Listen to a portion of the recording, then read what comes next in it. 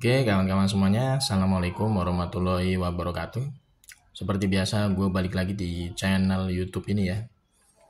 Oke, untuk kesempatan kali ini gue ingin sedikit ngebahas lagi terkait dengan kasus ijazah aspalnya Mukidi yang saat ini memang agak sedikit tertutupi dengan isu-isu berita yang lain ya.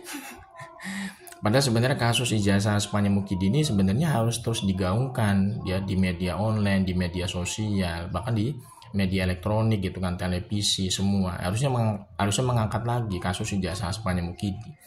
Jangan sampai nih kasus ijazah aspalnya Mukidi ini tertutupi dengan isu-isu atau berita lain gitu ya. Karena menurut gue pribadi memang ini kasus ijazah aspalnya Mukidi menjadi pintu masuk paling mudah, paling memungkinkan untuk membawa Mukidi ini ke Hotel Prodeo terkait dengan berbagai macam kejahatannya sebagai personal individu.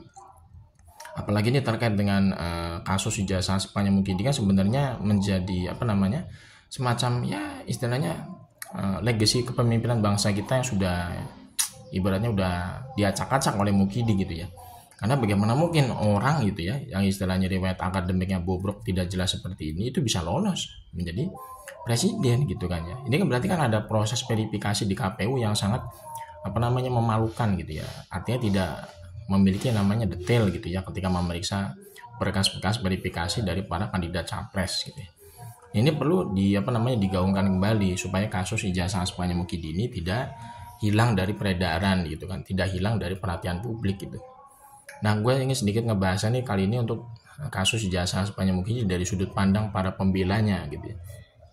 Karena memang kita nggak bisa pungkiri ada orang-orang yang saat ini masih membela ijazah aspalnya Mukidi, ibaratnya secara ya dibilang membabi buta gitu ya. Nah, kalau kita ngelihat memang track record atau background atau latar belakang orang-orang yang membela ijazah aspalnya Mukidi itu adalah orang-orang bermasalah. Contohnya Ova Emilia, rektor UGM saat ini yang bernama Ova Emilia itu kan menjadi dalam tanda kutip menjadi tameng ya untuk membela ijazah aspalnya Mukidi dari pihak UGM. Tapi ternyata ya Ova Emilia ini memiliki kasus gagal bayar di Bank Perkreditan Rakyat sebesar 29 miliar. Itu beritanya sudah dimuat di media mainstream ya. Teman-teman semua bisa baca kok beritanya. Ada di Kompas, ada di Tempo, ada CNN Indonesia ya. Ada Viva News gitu. Itu juga meliput berita itu terkait dengan kasusnya Ova Emilia ini bersama suaminya yang diduga itu gagal bayar gitu ya di Bank Perkreditan Rakyat gitu kan ya. Ini sebenarnya kan kalau kita lihat secara konsep konflik of interest gitu ya. Ada yang namanya konflik kepentingan ketika Ova Emilia ini selaku rektor UGM ini membela ijazah aspalnya Mukidi. Pasti kan ada yang namanya dalam tanda kutip timbal balik lah. Kalau Ova Emilia ini membela ijazah aspalnya Mukidi, maka Mukidi tidak akan membongkar kasusnya Ova Emilia bersama suaminya ya terkait dengan gagal bayar di Bank Perkreditan Rakyat sebesar 29 miliar. Jadi orang-orang yang bermasalah ini memang pasti membela ijazah aspalnya Mukidi karena mereka punya motivasi atau tujuan supaya kasus mereka itu juga tidak dibongkar oleh Mukidi. Jadi sama-sama memegang kartu as atau sama-sama memegang kartu truf masing-masing gitu ya. Kalau Ova Emilia tidak ingin kasusnya bersama suaminya dibongkar ya, maka dia harus melindungi kasus ijazah aspalnya Mukidi. Jadi sama-sama istilahnya aman gitu ya. Jadi Ova Emilia membantu atau melindungi Mukidi, maka Mukidi akan membela dan melindungi Ova Emilia bersama suaminya gitu. Kemudian ada lagi Sylvester Matutina. Jadi manusia durjana yang istilahnya menjadi penjilat komisaris ini juga memang sudah kita sama-sama tahu beritanya gitu ya. Bahwa Sylvester ini ya adalah narapidana sebenarnya.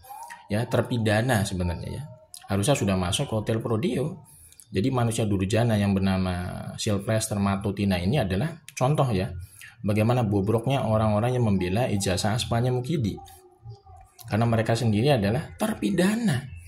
Ya, kasusnya dia Sylvester Peko ini sudah mencapai inkrah di Mahkamah Agung pada tahun 2019. Tapi ternyata Sylvester Matutina ini masih bisa gentayangan dari tahun 2019 sampai detik ini.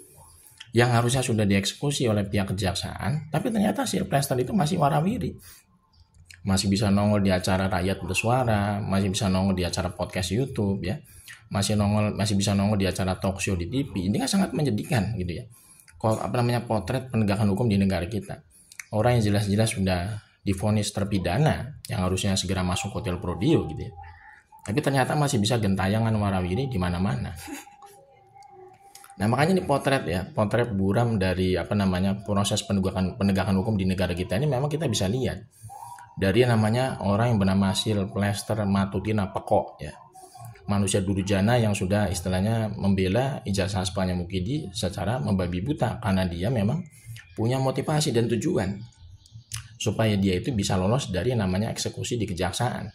Karena terbukti dari tahun 2019 Sylvester Matutina ini menjilat Mukidi. Dia tidak ditahan oleh pihak kejaksaan sampai detik ini.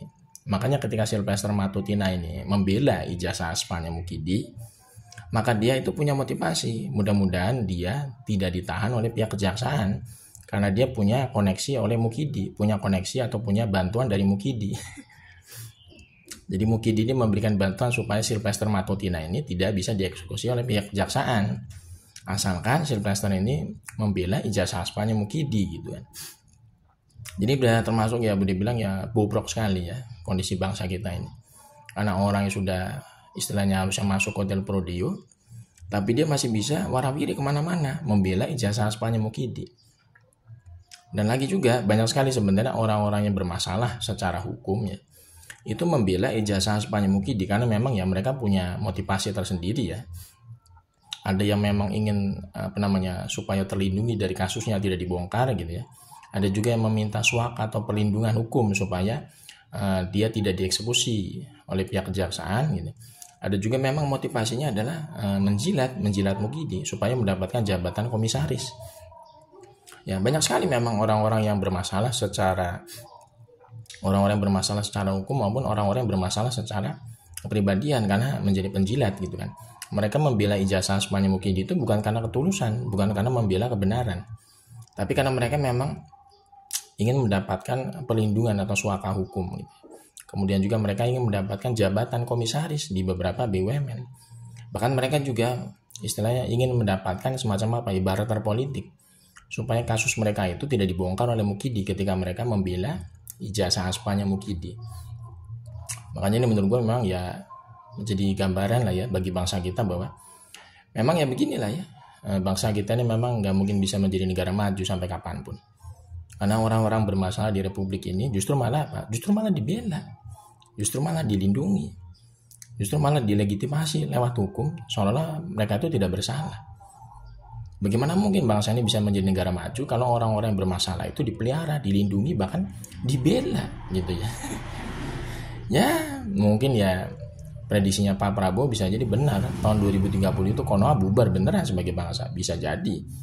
Kalau misalkan kondisi seperti ini terkait dengan kasus Ijazah Aspanya Mukidi, negara itu tidak memiliki namanya ketegasan untuk menyelesaikan secara benar melalui proses hukum yang jujur gitu ya.